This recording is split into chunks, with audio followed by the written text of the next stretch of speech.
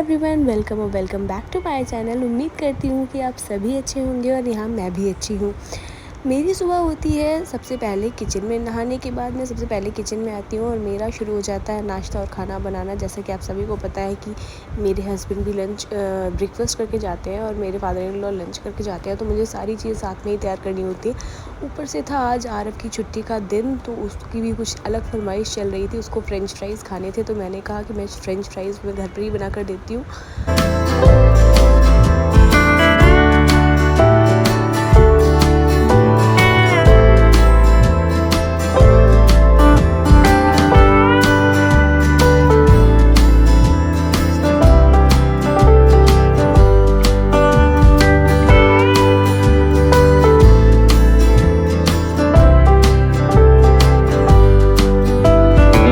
उसके बाद मैं बना रही थी बैंगन की ग्रेवी वाली सब्ज़ी। बाटी वाले बैंगन बोलते हैं इनको हमारे यहाँ, आप क्या पता नहीं क्या बोलते होंगे।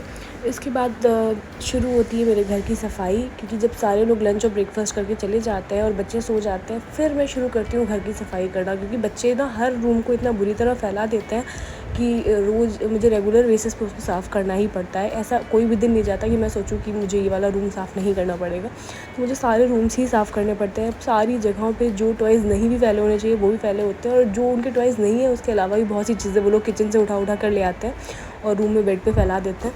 जैसे कि मेरा छोटा वाला बेटा है ना, तो उसको स्पून्स और प्लेट्स और ये सब लेके खेलने की आदत है, तो वो सारी चीज़ें उठा कर बेड पे ले आता है। उसके अलावा मैं यहाँ पे बेडशीट बिछा रही थी, तो मैंने सोचा आपको ये ट्रिक बताती हूँ। मैं ना बेडशीट्स के जो कोने होते हैं उन चारों कोनों पर इस तरीके से रबर बैंड लगा देती हूँ या फिर नॉट बांध देती हूँ। नॉट बांधने से बेडशीट थोड़ी छोटी हो जाती है, तो आप यहाँ पे रबर बैंड का यूज़ कर सकते हैं। रबर बैंड का यूज़ करने से क्या होता है, जो बेडशीट होती है ना, वो अगर आप इलास्टिक डाल सकते हैं तो इलास्टिक डालिए, अदरवाइज़ बेडशीट पे इस तरीके से रबर बैंड लगाने से ना बेडशीट बहुत अच्छे से फिक्स हो जाती है हमारी मैट्रेस पे।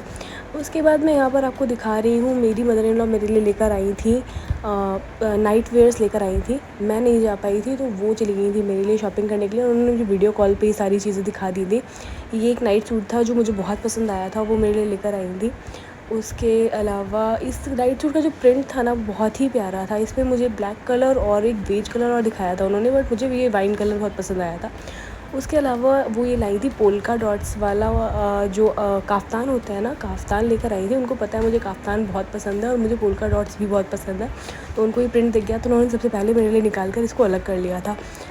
काफ्तान बहुत ही प्यारा है, बहुत ही सॉफ्ट फैब्रिक है इसका, बहुत ही सॉफ्ट फैब्रिक है। आप मतलब गर्मियों में आपको पता ही नहीं चलेगा आपकी बॉडी पे कुछ ऐसा पहना हुआ है, आपको बिल्कुल भी भारी फील नहीं होगा। बहुत ही हल्का कपड़ा है, बहुत ही सॉफ्ट फैब्रिक है, मतलब मज़ा ही आ जाएगा इसको पहन के। तो आप गर्मियों में आपको कंफर्टेबल कपड़े ही चाहिए होते हैं, और स्पेशली होता है ना, हम जो हाउस वाइफ्स होती है कभी कभी दिन में भी नाइट वेयर्स डाल लेते हैं। जब कंफर्ट नहीं रहता है किसी कपड़े में, तो हम दिन में भी नाइट वेयर्स पहन लेते हैं। तो उसके अलावा एक ये ब्लू कलर का गाउन था जो मुझे बहुत अच्छा लगा था। इसका कलर थोड़ा सा डल लग रहा था, बट जब पहना तो मुझे इसका कलर बहुत ही खिल कर आया था, बहुत ही सुंदर लग रहा था। ये भी, इसका भी फैब्रिक जो था ना, कॉटन ब्लेंड टाइप में था। कॉटन ब्लेंड मतलब एग्जैक्टली कॉटन था, बट अच्छी क्वालिटी का कॉटन था, बहुत ही सॉफ्ट कॉटन था, बिल्कुल भी कड़कड़ा सा नहीं था, बहुत ही अच्छा ब्लेंडेबल कॉटन था। उसके अलावा एक ये गाउन था जो माँ अपने लिए लेकर आई थी। पहले माँ ने मेरे लिए पसंद किया था, बट मुझे इसका डिज़ाइन कुछ कम पसंद आया था, इसलिए फिर माँ ने इसको अपने लिए रख लिया था। ये भी बहुत अच्छा लग रहा था। और ये सारे गाउन ना फीडिंग गाउन है, तो आपको ना इनमें ऊपर जिप मिल जाती है, तो आप आराम से, अगर आप ब्रेस्ट फीडिंग मॉम है तो आप बच्चों को फीड कराने के लिए भी बहुत ईजी रहते हैं इस टाइप के गाउन। उसके बाद एक ये गाउन था माँ का, जो ब्राउन और ब्लैक कॉम्बिनेशन में था। ये भी मुझे कम पसंद आया था, बट माँ को अच्छा लगा था, तो माँ अपने लिए ले आई थी। और एक ये गाउन है जो मुझे बहुत अच्छा लगा था, ये भी फीडिंग गाउन है। उसकी जो स्लीव्स की डिज़ाइन है मुझे वो बहुत पसंद आई थी, बहुत ही प्यारी डिज़ाइन थी। लेस वर्क था साइड में और कटिंग वाली डिज़ाइन थी, मुझे बहुत अच्छी लगी थी। तो माँ मेरे लिए ये 4 नाइट वेयर्स लेकर आई थी और अपने लिए सिर्फ 2 ही लेकर आई थी। कहते हैं ना कि जब माँ जब शॉपिंग पे जाते हैं तो माँ बच्चों के लिए सारी चीज़ें लेती है, वैसे ही बिल्कुल उनका हाल है कि वो जब शॉपिंग पे जाती है वो हम सबके लिए सारी चीज़ें शॉपिंग कर लेती है, बट वो अपने लिए कुछ भी नहीं खरीदती। उसके बाद मुझे ये गाउन जो थे ना थोड़े लंबे थे, तो मुझको उनकी फ़िटिंग करनी थी, तो मैं यहाँ पे यूज़ कर रही हूँ ऊषा की ये मशीन, ऑटोमेटिक मशीन है। इसमें ना हमें बहुत सारी स्टिचिंग के पैटर्न मिल जाते हैं। ये मशीन मुझे माँ ने शादी के बाद गिफ्ट की थी, उनको पता था कि मुझे स्टिचिंग का बहुत ज़्यादा शौक़ है और मैंने सीखी हुई भी है। तो जो हल्की फुल्की घर पे सिलाई होती है, कोई भी चीज़ फिटिंग करनी होती है, तो मैं बहुत ईज़िली कर लेती हूँ घर पे ही। ये मशीन शायद मैंने अमेज़ॉन से मंगवाई थी, शायद 10,000 अप्रॉक्स की पड़ी थी। अगर आपको इस मशीन के बारे में कुछ भी जानना है या कुछ भी इसका आपको डेमो चाहिए तो मुझे बताइएगा, मैं इसका डेमो वीडियो अलग से बना दूँगी।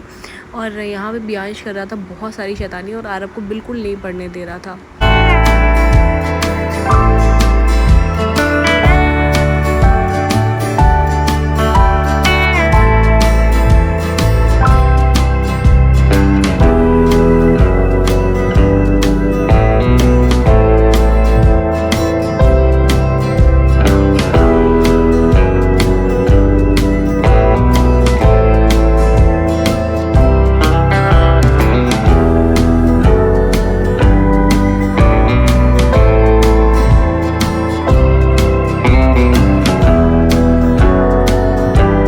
आरब के शुरू होने वाले हैं यूनिट टेस्ट और उसको यूनिट टेस्ट के लिए प्रिपेयर कर रही थी। साथ में मैंने अपने लिए बनाई शाम की एक सुकून वाली चाय।